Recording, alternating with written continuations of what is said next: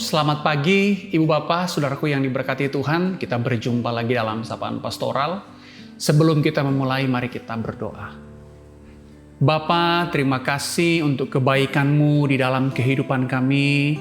Tuhan terus menyertai dan memberkati kami. Kami boleh ada sampai hari ini, sebagaimana kami ada semuanya karena kasih setia Tuhan. Bapa, terima kasih. Sapaan Pastoral pagi hari ini, perenungan firman Tuhan dan refleksinya yang dengan singkat, biar Tuhan memberkati kami boleh diberkati Tuhan dan menjadi modal bagi kami untuk menjalani hari ini. Makasih Bapa, dalam nama Yesus kami berdoa. Amin. Mari Bapak Ibu Saudaraku, kita membaca firman Tuhan dari Yohanes pasal 18 ayat 38a. Satu ayat saja. Yohanes 18 ayat 38a, firman Tuhan berbunyi demikian. Kata Pilatus kepadanya, apakah kebenaran itu? Sekali lagi, kata Pilatus kepadanya, apakah kebenaran itu? Saudaraku yang diberkati Tuhan, sejarah para Rasul Yesus Kristus sampai dengan sejarah Bapak-Bapak Gereja abad awal-awal, abad 3 sampai dengan abad keempat, dapat dikatakan sebagai sejarah yang berdarah. Yang saya maksudkan dengan sejarah yang berdarah adalah hampir semua murid-murid Yesus Kristus dan kebanyakan bapak-bapak gereja dibunuh oleh otoritas atau pemerintah saat itu.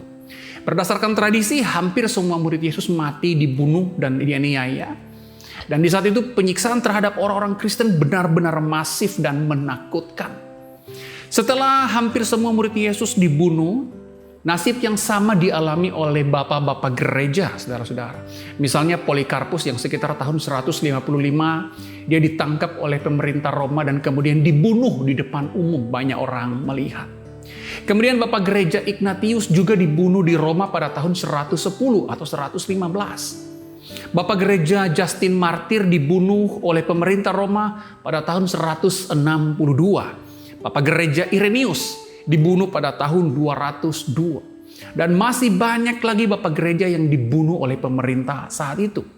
Sehingga jelas sekali bahwa kekristenan mula-mula dipenuhi dengan darah-darah bapak gereja. Namun tantangan bagi orang Kristen saat itu bukan hanya itu saja. Ada banyak sekali aliran sesat yang bermunculan dan kemudian mengajarkan tentang Yesus yang berbeda.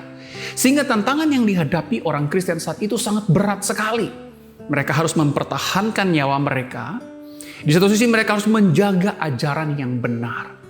Namun pertanyaan yang penting untuk menjadi bahan refleksi kita adalah mengapa orang Kristen saat itu tidak menyerah? Mengapa bapak gereja tidak menyerah dan bahkan mereka berani mati dan dianiaya? Jawabannya adalah karena mereka tahu, mereka berpegang pada kebenaran.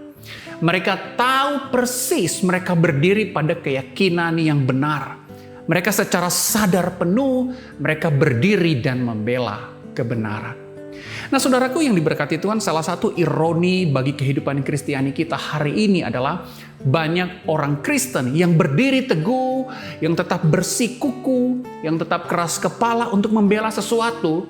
Tetapi bahkan ketika ia sendiri tidak tahu bahwa apa yang ia bela tersebut adalah hal yang benar atau tidak.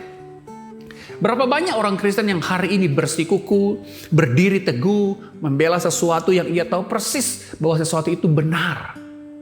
Tidak jarang kita menjumpai ada banyak orang Kristen yang mati-matian membela sesuatu, mati-matian mempertahankan sesuatu, tetapi bukan karena sesuatu itu benar. Banyak orang Kristen yang ngotot, keras kepala, bersikuku untuk mempertahankan sesuatu, bukan karena sesuatu itu benar.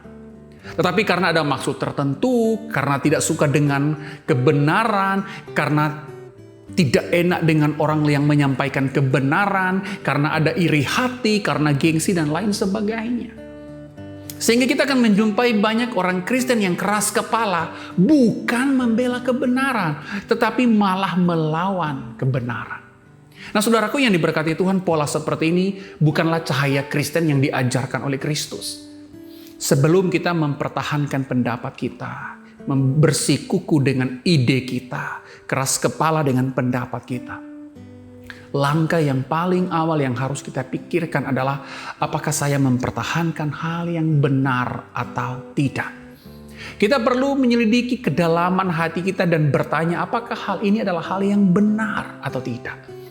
Kita perlu memikirkan dengan sangat-sangat serius sehingga kita memahami dengan benar bahwa kita sedang membela hal yang benar. Kiranya Tuhan menolong kita. Mari kita berdoa. Tuhan, terima kasih untuk firman-Mu yang singkat dapat kami baca dan renungkan. Biarlah kami di dalam kehidupan kami berdiri kokoh dengan teguh, kami bersikukuh untuk membela kebenaran, yakni kebenaran yang Allah percayakan lewat firman-Mu. Biarlah hidup kami memancarkan kebenaran, berintegritas di dalam kebenaran. Jalani perjalanan kami sepanjang hari ini, yang mau kami jalani, kami mau serahkan kepada Engkau, biar Tuhan menyertai dan memampukan kami, sehingga kami mampu berdiri untuk kebenaran. Di dalam nama Yesus kami berdoa. Amin. Baik Ibu Bapak, selamat menjalani hari ini. Mari kita bersikukuh, keras kepala dengan teguh menghidupi kebenaran. Tuhan memberkati.